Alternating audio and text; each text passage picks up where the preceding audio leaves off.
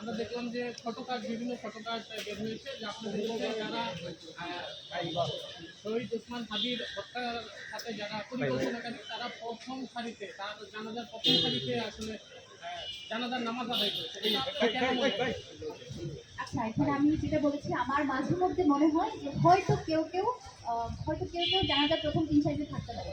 এটা খুব দারুণভাবে স্পষ্ট যে রাষ্ট্রপক্ষ আমাদের বিভিন্ন মাধ্যমে বিভিন্ন জায়গায় যখন আমরা রাষ্ট্রের সহযোগিতা কামনা করছি, একটা পক্ষ যখন আমাদেরকে সহযোগিতা করতে এগিয়ে আসে, সেই সহযোগিতাটা বাস্তবায়ন হয় না আরেকটা পক্ষের অসহযোগিতার কারণে।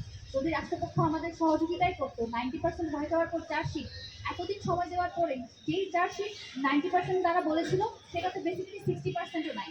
ঘটনার অকারেন্সের পরে থেকে আছে, এর আগের কোনো ব্যাকগ্রাউন্ড, কোনো হিস্ট্রি, মোটিভ কিচ্ছু নাই। তো রাষ্ট্রপক্ষে যদি সহযোগিতাই থাকতো, তাহলে তো আমাদের বিচারের জন্য এবং মাঠে মাঠে পদে থাকতে হতো না, বা আমাদের এত দাঁড়ে দাঁড়িয়ে যেতে হতো না। সেই জায়গা থেকে মনে করি যে রাষ্ট্রের গুরুত্বপূর্ণ জায়গায় বসে থাকা মানুষেরাই হয়তো কেউ কেউ চায়নি যে ওসমান খানের সামনে ইলেকশনের করে সংসদে যাক, কিংবা তাদের বিরুদ্ধে যে কথাগুলো বলতো সেগুলো জানি না। সেই জায়গা থেকে আমার মনে হয়েছে যে কেউ কেউ হয়তো থাকলেও থাকতে পারে যারা চায় না সাংবাদিক হিসেবে। সেই জায়গা থেকে আমার বলা, এবং এটা নিয়ে অনেকে মিসলিড নিউজ করছেন। আপনারা যখন নিউজ করবেন, একজ্যাক্ট যখন কেউ কারো কথা বলবেন, ওটা কিন্তু ডিরেক্টলি আপনারা কাইন্ডলি আপনাদের নিউজ মিডিয়াগুলোতে দিবেন, ওখানে মিসলিড করবেন না। কারণ আপনারা জানেন অনেক পক্ষ চায় যে ইনকিলাব মঞ্চকে কোনোভাবে ইরিলেভেন্ট করে ফেললে এই হত্যার বিচার থেকে মানুষ সরে যাবে, এবং সেই প্রচেষ্টা অব্যাহত রেখেছে ইনকিলাব মঞ্চ সহ যারা এই বিচারের জন্য সোচ্চার আছে তাদেরকে বিভিন্নভাবে ব্রিটিফাই করার জন্য, রিহিউম্যানাইজ করার জন্য।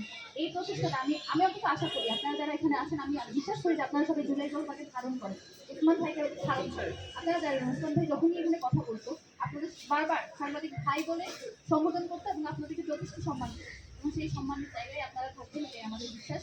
আপনাদেরকে আমরা পাশে